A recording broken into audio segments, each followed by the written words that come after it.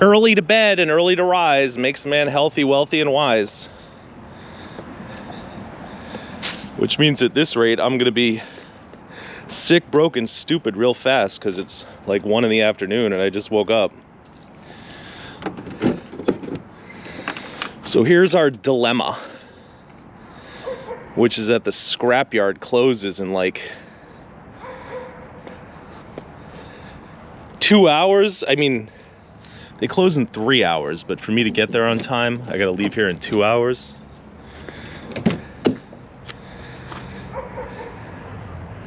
So between emptying this car and processing scrap, I don't think it's gonna be worth it. So I'll tell you what we'll do, little campers, is we'll just have fun processing scrap, and then maybe we'll go to the scrapyard another day. How about that? I think the first thing we should do, maybe, is get whatever crap out of the back seat is in the back seat.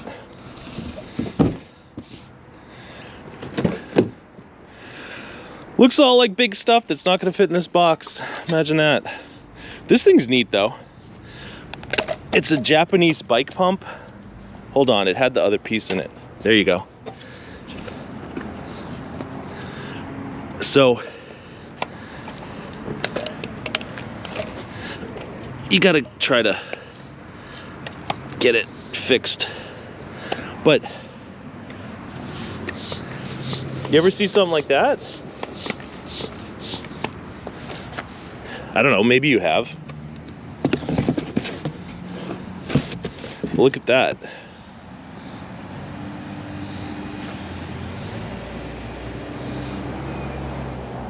That's like super Japanese.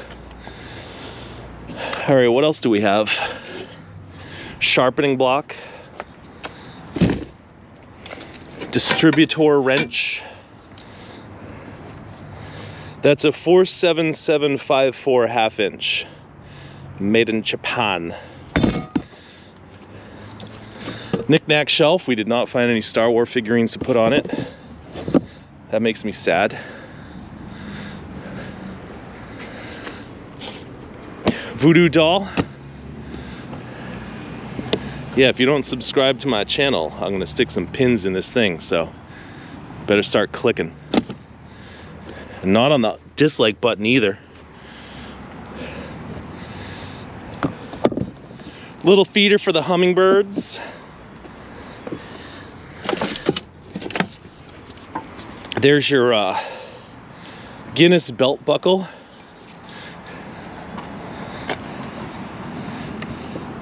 Some people say drinking is bad for you. Some people say it makes you fat. But I just want a f***ing pint, so piss off, you stupid twat.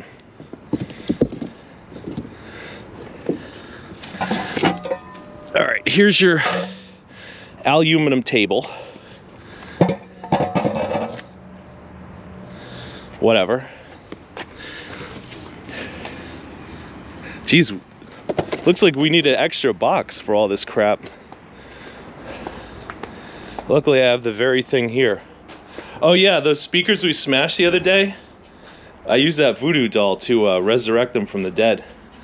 And now, no, they're different. You guys want these? If you know where I live, these are free. If you don't try to find out. Come on. I don't try to find out where you live. Anyway. I remember this being like a Christmas dude. You want your 15 seconds of fame, Christmas dude? 1,000, 2, 1,000. You got 2 seconds of fame, buddy.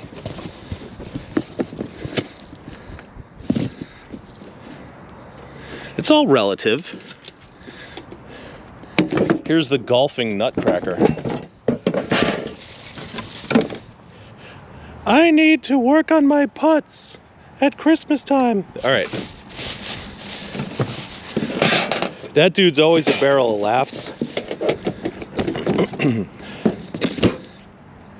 And boy, this clip has gone on for like 4 minutes now.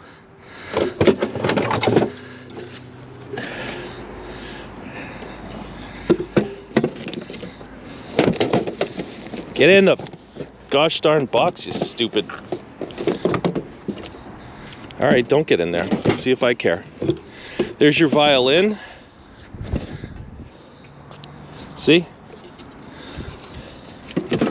And I guess to conclude this 4-minute video clip that you've probably already clicked back on, there's your fishing reel. There's our cooling system pressure tester. Oh, now you don't want to open? Had to tape you shut the other day. And your guitar. And last but certainly not least, because it's probably the most expensive thing we found, your typewriter. It's worth about 50 beans. And this rug slash Mexican blanket, which is worth about 50 cents. And those of you who are fans of paper cutting, I'm not gonna diss you. We're gonna test it just to make sure it cuts. There's some paper, we'll hold it still. Oh, look at that. Perfect every time, all the time. Let's sort scrap metal though, huh? I wanna unroll this rug, see what it looks like, but I don't wanna get too dirty. So, gotta do a little sweepy sweepy. Should I record all the sweeping and then just make like a fast motion montage of it? No, I shouldn't. Look how dirty my driveway was. Oh, why don't you use a leaf blower? That makes it easy. It's easier than sweeping. Do I look like I've ever owned a leaf blower that works? Yeah, I probably have. Oh, does that have my name and address on it? No, I guess not. There's all these broken speaker parts. That was fun. There's your Mexican blanket, lady. I love this giant shadow in my driveway from this telephone pole. Speaking of which, it's amazing how fast Central Hudson gets the power back on. It never goes out, but a few years ago it was out because we had a tornado and they got it back on in 2 days. It's crazy. Anyway, you blanket aficionados, tell me, is this valuable or is this just, you know, some nagging housewife getting her cuckolded husband to lug it around Tijuana all day because she bought it for $42 or whatever? I don't know, but we're gonna fold it up and probably forget that I even have it. All right, I'm over here checking out this typewriter. It's seems to be mildly functional. Oh, there's a kitty. What do you guys got to say? Meow. Meow. All right, looks a lot better now, doesn't it? Without all that lady's crap in there. Speaking of which,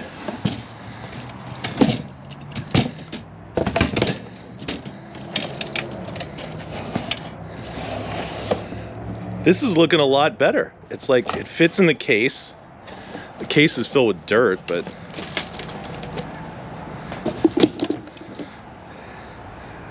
I don't know, I kind of like it now. I was just gonna trash the case before, but I think it's salvageable. All right, here's the scrap pile in all of its glory. Some of this has been sitting for months, like since October-ish, and it's now January.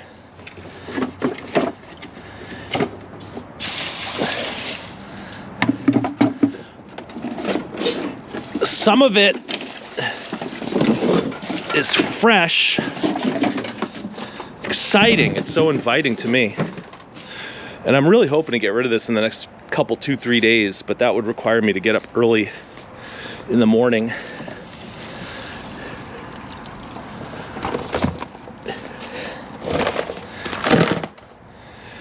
Anywho, what is that? I guess we have some very big seagulls flying over my house. So I got myself a bucket. And we're gonna use that bucket to deal with this scrap situation in the trunk. Now I know these are electric motors right here, technically, and they probably got copper inside. Copper inside, copper inside. Every little motor got some copper inside.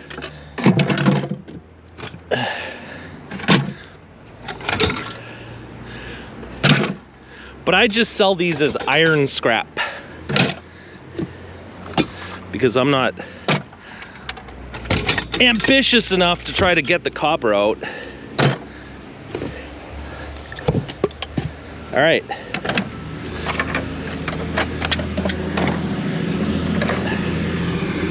Look at that big truck going by.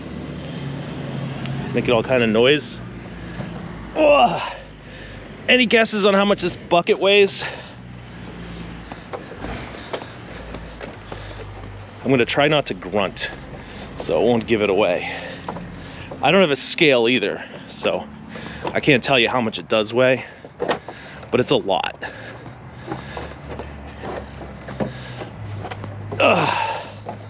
Yeah, so that's the number one thing of scrap processing for you newbies. It's just a lot of moving it backwards and forwards. You know, from the trunk to the pile, to the pile, to the trunk, to the scrapyard. All right, next on the chopping block is this beautiful chandelier. So we will plunk this down and get right to work on it. Is the lighting good? Yeah, it's good enough. Here are your primary tools that you need for chandelier stripping. I mean, if you're a good like bullshit artist, you can go, oh, could I get clean brass for this? But I don't do that. So you need wire cutters. So you can cut this wire right here. Get in there. Yeah, it helps if you got two hands to do this. Then you're gonna need these dogs, some kind of pliers, adjustable wrench. There's like 14 or 13s inside here, so you might need a ratcheting wrench, and gloves. I'm not kidding, these things will bite you. All right, so most of the time this chain right here is steel. Ours is not, but I'm gonna show you what to do just in case yours is. You get your pliers and your cutters, and you just go like that. And then you can get that off of there. And this thing is usually brass, not always, but usually. I don't know why they have a piece of Emmett Brown's wig. Man, I'm slacking on my stuff here, but this whole thing is brass. Usually the chain's not, so you have to remove it from that piece. But in this case, we can just throw the whole thing in a brass bucket. Look at it down there. Can you see it? Come on. Anyway, the lighting's not that great inside the bucket. That little thing is brass, probably. And this thing will usually unscrew, just like that. And now we've come to our first little hurdle, which is this little nut. That's why you might need this thing sometimes. See? Not this time, but most times. Is that a brass nut?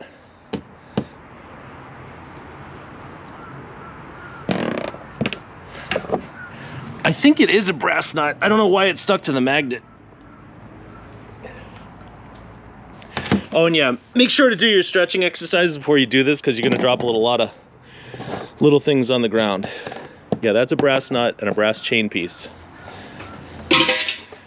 Now, gotta test everything,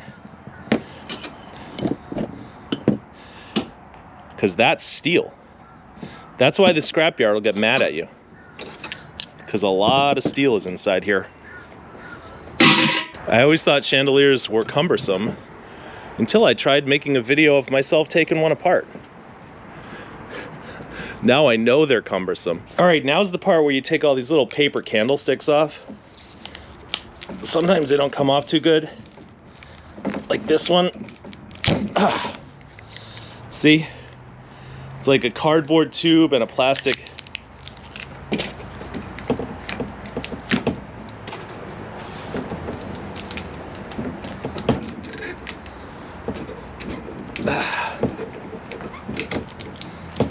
These ones don't want to come off at all. Get off.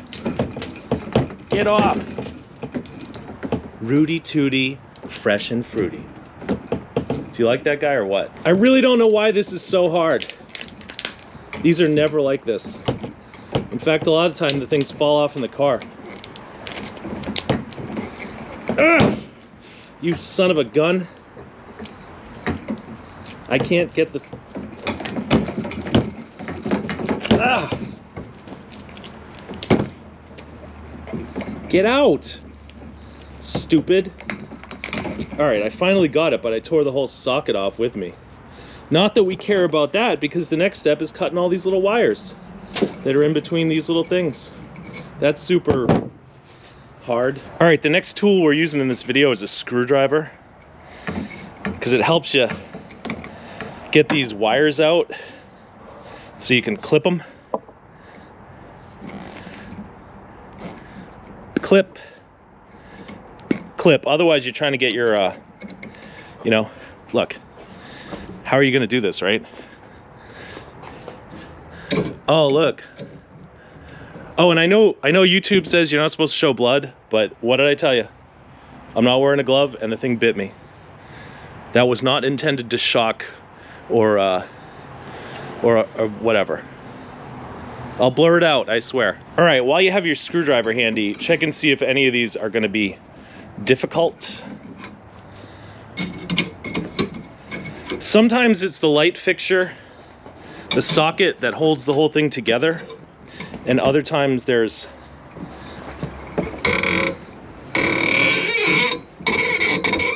another nut down there.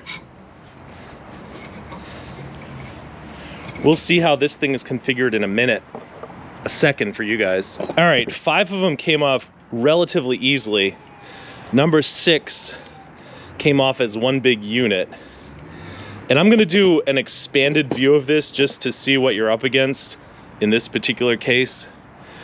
You got your brass sleeve that connects to your chandelier arm. Oh, and by the way, those of you who are really ambitious, you can take these arms off, especially on the antique chandeliers, and sell them on eBay for like $24.99 a set, but I don't bother with that. So it looks like you have your arm, which is brass, and it's threaded on the end, and then you've got your plate, your trim plate, and your steel washer, which you don't want, and your steel lock washer, and your brass threaded sleeve, and then there's more junk that goes on this side, so let's check that out. So there's your exploded view. You got your dinner plate, your steel washer, your steel lock washer, your brass threaded sleeve, your steel nut. On the other side of the steel nut goes this Kremlin topper, and then this conical trim piece.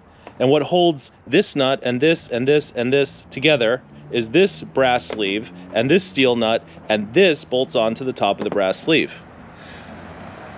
Which means that each and every one of these has to come apart, and a lot of the time you can just, you know, swirl them off and see what comes out.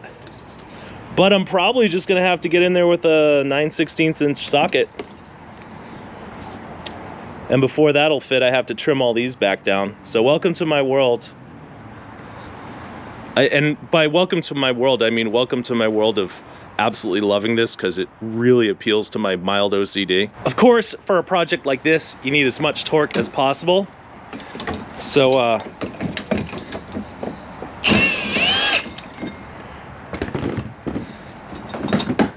that worked like gangbusters. But let's see if this thing will sit still. Yeah, it's like when I was a 3-year-old and my mother would say, "Sit still." Now I know what she meant. What's the matter? You don't want to come apart? I'll put you between my legs. Put you between me legs. Yeah. F you, you stupid chandelier. You can't fight.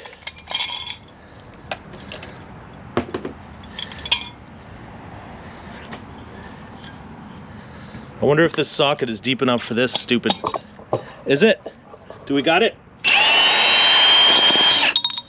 There you go. That's chandelier disassembly 101. Alright, so the chandelier is worth like $4 in scrap. And this thing costs $3.50 at Home Depot.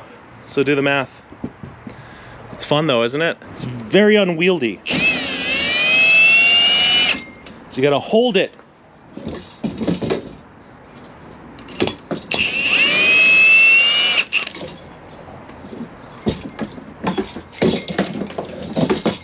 Ah, no. Now we've got a big problem on our hands. And what's that big problem? We've dropped brass in the garbage. Oh no. There's one. And there's one, but it still has a steel nut on it. There's one. There's one. There's one.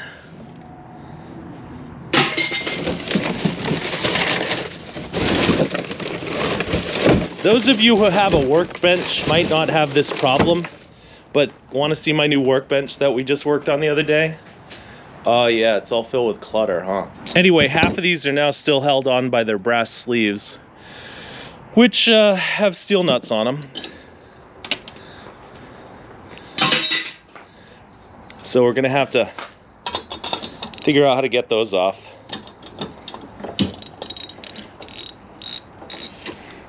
Craftsman socket set, free on the side of the road. Trash picking 12 years now, and that's the only one I ever found, but maybe you'll get lucky too. All right, this sleeve requires human intervention. From the Channel Lock 420s. Oh, and guess what you're also gonna do if you're me?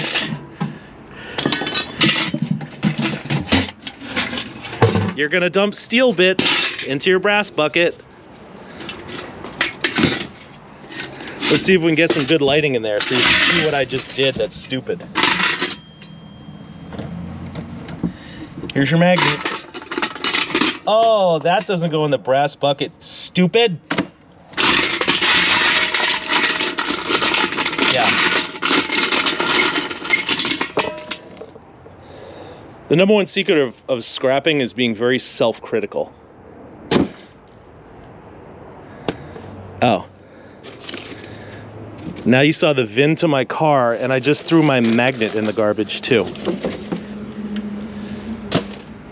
I'd love to say that I'm just doing this for the video, but it happens every time. All right, we got 23% battery life left. I bought this GoPro used, so I don't know how old the batteries are. But anyway, now we can take the center shaft out of the thing and be left with just the octopus arms. That's all steel, unless you want to take that piece of wire out of the middle. I don't. And now all that we have left to do is somehow access all those tiny little nuts in there. How are we gonna do that? Well, firstly, we gotta cut these little wires that are sticking out of the nuts. Boop. Boop. This is a lot easier to do two-handed, but I'm holding the camera right now, so bear with me. All right, so now we got wire that can go in the wire bucket. Look at that. And how are we gonna get these things? Are they 13 mil? We better hope they are. There, that should be a thumbnail that will make people curious. Anyway, unfortunately the Ugga Dugga gun is not gonna work. So we got the gear wrench 13 millimeter, link in description. And hey, what do you know? They're like 12s or 7/16 or something. Are you effing kidding me? All right. Is that gonna work? That's a 12 mil. What are the chances? Oh, close, so close. So close. All right, let me see if I can rig something up. All right, I've rigged something up. You goddamn bastard. This doesn't even want to budge. Which begs the question, how do they get these things so tight at the factory?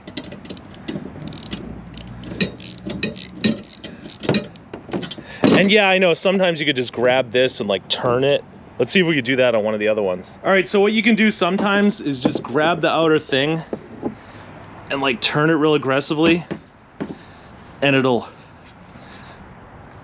loosen it up enough so you can get the nut started.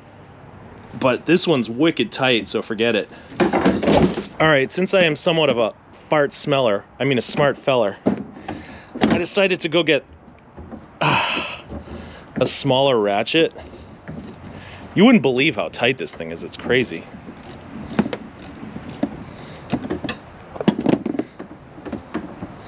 But, you know, we're gonna win. Oh, now it's got to the point where it's just spinning back and forth.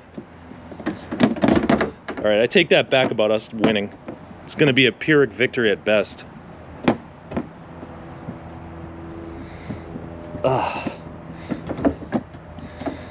Yeah, and I'm really destroying my index finger because it's whacking into that other nut over there. But look, we got an octopus arm. Yay. Oh, and there's another sleeve situation here.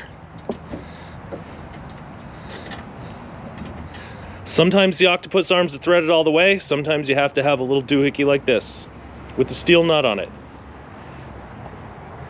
I really sound angry, but to be honest, I love taking these things apart. I really do. I thought it would be nice for us to finish the last one together.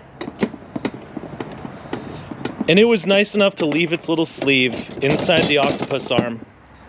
So there we get 1, 2, oh, wait a minute. Please tell me these octopus arms are actually brass. All right, they're brass, but the plating's kind of wearing off. 3, 4, 5. The one we already threw in the bucket makes 6. I dropped my ratchet, of course. And last but not least, for the second or third time I've said that in this video, sometimes this thing is laminated. It's like steel and brass. This one's all brass. All right, so, you know, I think that's gonna do it for us today. We've learned how to take apart a chandelier, and we've talked about a bunch of junk. So, until next time, which with any luck will be tomorrow when we're actually digging through the trash instead of just digging through my car, thanks so much for watching.